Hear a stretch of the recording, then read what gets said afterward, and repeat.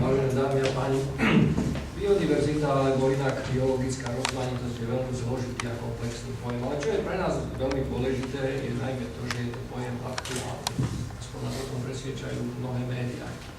Biodiverzita je vlastne rozmanitosť života. Po všetkých jej podobách, na všetkých rovinách jej chápania, od tej najbazálnejšej roviny, teda rozmanitosti genetickej, ktorú my všetci máme v nás, rozmanitosť génov, cez tú najpretraktovanejšiu, a to je rozmanitosť druhová, teda koľko vlastne druhov žije na našej planéte, až po tú najzložitejšiu úroveň, a to je rozmanitosť ekosystémov, vrátane ekologických vzťahov, ktoré sa za milióny rokov evolúcie vytvorili medzi jednotlivými druhmi, teda parazitizmus, predácia, konkurencia a tak ďalej.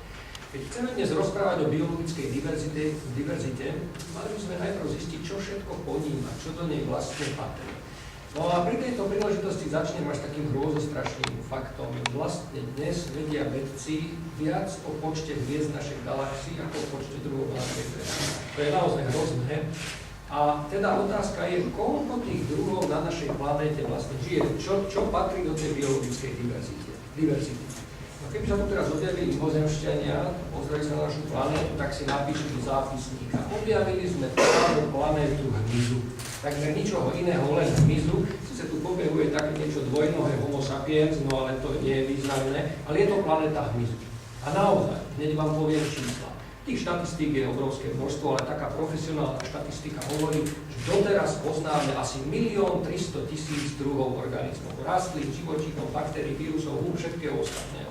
A z týchto 1 300 000 organizmov tvoria bezstavovce na čele hmyzu vyše 1 000 000. No tak skutočne, všade je len hmyz. Veď len chrobáky, jeden rad, jedna skupina hmyzu tvorí 350 000 druhov. To znamená, že každý štvrtý náhodne vybratý organizmus je len chrobák. Ešte máme vášky, komáre, motýle, všetko možné. Takže čo my ľudia vlastne tu vôbec chceme? No a druhá dôležitá otázka, poznáme už všetko, alebo ešte nás niečo čaká? Už častokrát v televíznych novinách večer môžeme počuť väčšinou americkí vedci fantastický objav zaznamenali v dažďovom pralesí naši nový druh hmyzu. Je to skutočne také úžasné? No tak zase čísla. Tak 1 300 000 druhov organizmov poznáme a 30 miliónov nepoznáme. Nepoznáme takmer vôbec nič, áno, takmer vôbec nič. A nie je to vôbec nič ťažké nájsť, aj naši vedci nachádzajú. Ja napríklad ako bežný, obyčajný zoológ, za minulý rok som popísal asi 10 nových druhov z pralesov, čiže je to úplne bežné a vôbec nie je také zložité. Je to číslo skutočne veľké, 1 300 000 organizmov, ale nie až také veľké, keď si predstavíme ďalší fakt, že každú hodinu vplyvom človeka vyhynú 4 druhy organizmov. Na dobro, väčšine. Koľko to je za deň, koľko to je za týždeň, za mesiac, za rok. Môže sa stať, že naši potomkovia už nebudú poznať niektoré druhy živočíchov, ktoré my bežne poznáme.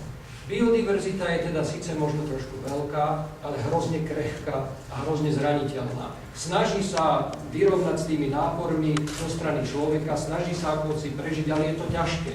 A snaží sa to napríklad zmenami. Ona je veľmi dynamická, tá biodiverzita. Prináša nové druhy a ostatné necháva ako si vyhynúť. No a tých faktorov vyhnutia a prinášania nových druhov je niekoľko. Jeden z nich najbežnejších v súčasnosti sú globálne klimatické zmeny. Tie zmeny sú veľké. No nečakajte, že ráno sa zobudíte a v záhrade budú slony pobehovať, to ešte nie. A tie druhy, ktoré sem prichádzajú z juhu a tak ďalej, sú väčšinou menšie a nenápadnejšie, ale aspoň zatiaľ nenápadnejšie. Viete, človeka sa dotýkajú predovšetkým tie druhy z biodiverzity, ktoré ovplyvňujú priamo alebo nepriamo jeho zdravie.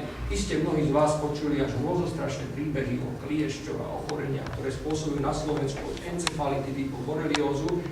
A hoci mnohé z týchto príbehov sú skôr také založené na fantázii ako na realite, netreba podceňovať vplyv tohto parazita. Práve v posledných rokoch zaznamenávame aj vplyvom globálneho oteplovania, že na Slovensku sa kliešte postupne pohybujú do vyšších polôch a tak sa zdravotné rizika s nimi spojené objavujú aj na miestach, kde predtým boli neznáme. Alebo napríklad globálne oteplovanie a všeobecne globálne klimatické zmeny sa podpisujú ako jeden z dôležitých fenoménov pri šírení, tak povediac, exotických chorôb na Slovensku, na ktoré sa budeme musieť pripraviť. Nechcem vás tým zaťažovať, ale máme povedzme v súčasnosti jedného komára, má jeden odborný názov Aedes albopictus, pôvodne z juhovýchodnej Ázie.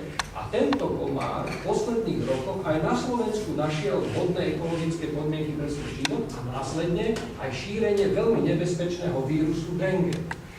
Rovnako oteplovanie môže spôsobovať rozvoj niektorých letiskových foriem exotických ochorení, napríklad malária.